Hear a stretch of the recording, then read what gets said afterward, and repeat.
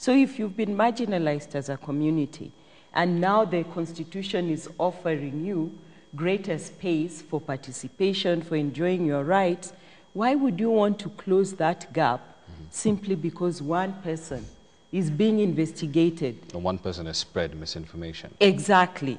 So I think we have to, I think there's a lot of room for more work to be done to really sensitize citizens. You know, it's unfortunate that the poll, the Sinuvet poll, says that most Kenyans don't even know what is in the Constitution, even the things that concern them. You'd expect that at least people have identified areas of interest where you want to know, what does it provide? If I'm a woman, can I marry a foreigner and the foreigner becomes Kenyan? You know, something basic like that. If you haven't even bothered to find that out, it's very worrying. And yeah, so there may be room for politicians to link that, but as citizens we have, as I said before, I think it's up to us to be discerning, to really know that this is not the time to mix politics and, you know, all those other Constitution. Issues. The Constitution is about us and not about politicians. More importantly, Rama, I think if the politicians that we're talking about are the ones that appear in the commission report, when you read that report and see the allegations that are made against them, I think they would find it in their interest to actually use this process of investigation to clear themselves, because really some of those charges that have been made against them are about meetings that they attended,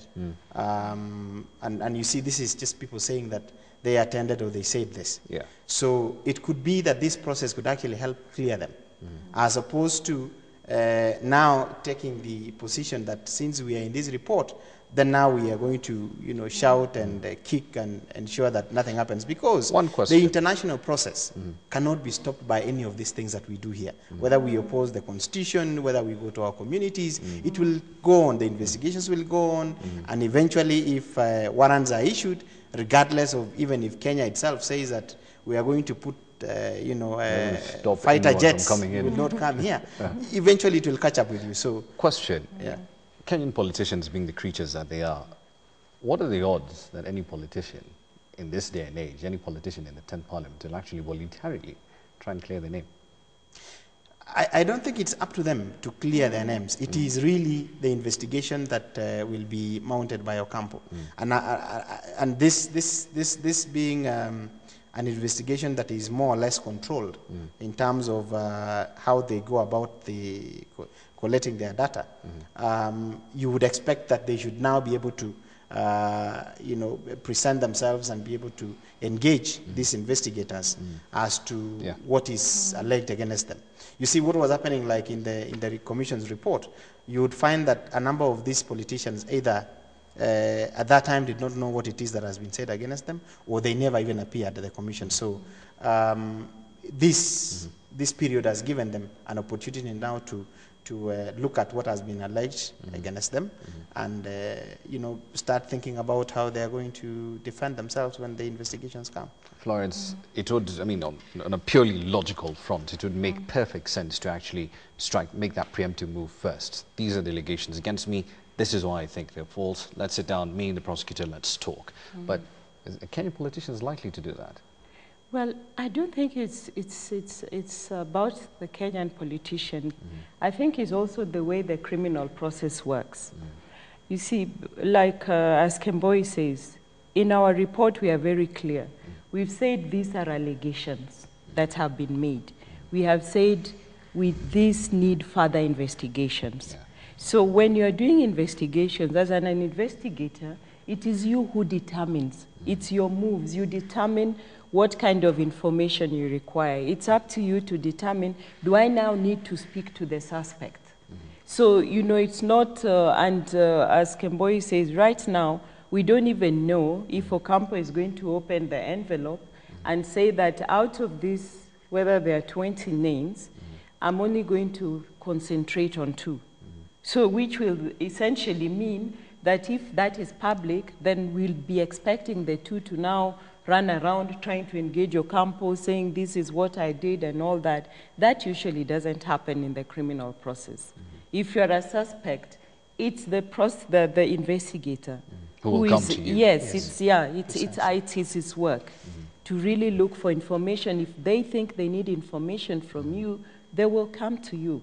But it's not your work as a suspect in an investigation to go out and try to defend yourself, because really there's nothing you're defending yourself against. Because there are no accusations. They are just allegations. They are being investigated. And even if you said anything, if the prosecutor, without even speaking to you, can determine that they have sufficient information to enable them to charge you. And you'll have to go through that process. And if the court determines that, yes, you have a case to answer, you will have to. That is when you will now give your information. All right. Yeah. As we wrap up the program, let's focus on the last issue on our agenda tonight, witness protection. That has raised quite a few hackles, a few concerns in this country. What are your thoughts on that, Julius?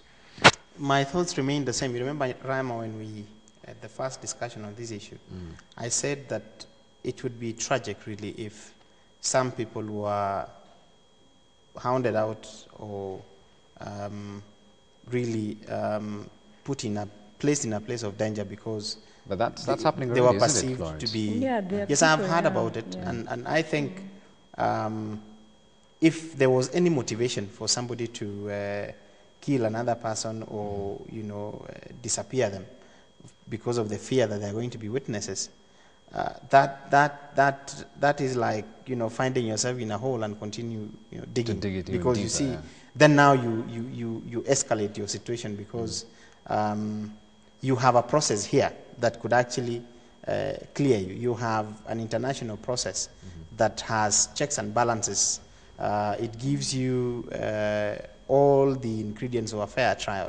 Why would you want to engage in this process where you kill Rama simply because you fear that Rama is going to say something about you? Unless, of course, you're saying that you are guilty of those things, in which event the government had better arrest you to, so that you don't engage in these things. So I think word should go out really that let us not kill people or disappear them because we fear that they're going to be witnesses. Witnesses are just witnesses. What about concrete measures here?